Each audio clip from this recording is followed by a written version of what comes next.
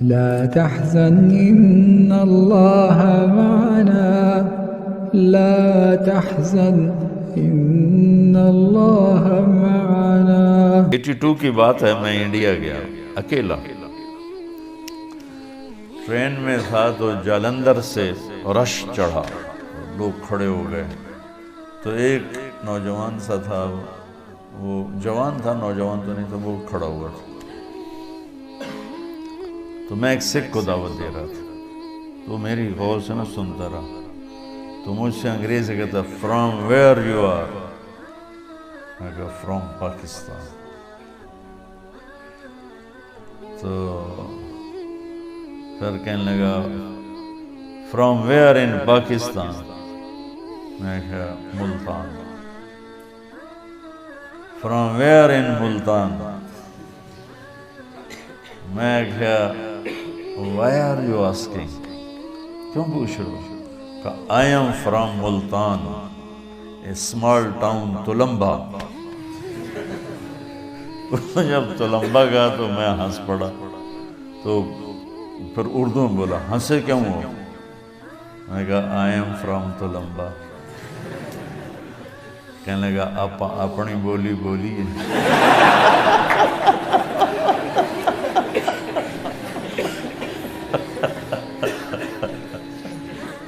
کہنے لگا اتنے تو ساڑی کوئی جاندہ ہی کوئی نہیں، آپ اپنی بولی بولیے، میں کہا بولیے، اس نے پیچھے اس کی بہن مجمع میں پھنسی کھڑی تھی، ایجڈ عمر رسیدہ، اس نے اس کو جا کے بتایا کہ تلمبے کا ایک لڑکا بیٹھا ہوا، وہ تو آئی شیرنی کی طرح تھی بھی ایسی ہیوی ویٹ، اس نے ایک ادھر پھینکا، ایک ادھر پھینکا، ادھر پھینکا، اچھا میرے سامنے والی سیٹ پر 3 آدمی بیٹھے تھے، تو 3 ہی کی وہ تھی، تو اس نے آگے ان کے بیچ میں جو گھسی، ایک نیچے گر گیا، مجھے کہتی پترا تو تلمبیدہ ہیں، میں کہا جی ماسی جی میں تلمبیدہ، میں ٹھر پاؤں، جتنے تلمبے کے، اس نوجوان کا نام تھا رام سروپ چگ، رام سروپ چگ، مجھے آج تک یاد، مجھے اب تو چیزیں یاد نہیں رہتی، مجھے آج تک یاد، رام سروپ 86L سیٹلائٹ ٹاؤن، اس نے مجھے اپنا ایڈریس دیا تھا، پتہ نہیں زندہ ہے مر گیا، لیکن تلمبے کے ہندو سونی پت شفٹ ہوئے، اس سونی پت کے مسلمان وہاں تگا ایک قوم تھی بڑی، وہ تلمبا شفٹ ہوئے، کچھ اس میں راجپوت فیملیز بھی ہیں، کوئی یہ تگا فیملی، تو وہ بی بی جلندر سے جو شروع ہوئی ہے مجھ سے باتیں کرنا تلمبے کی، تو سونی پت تک وہ چپ نہیں ہوئی، امبالے گاڑی روکی تو میں نے وہ باہر چھاوڑی والا سیب بیچ رہا تھا، میں نے سیب لیے،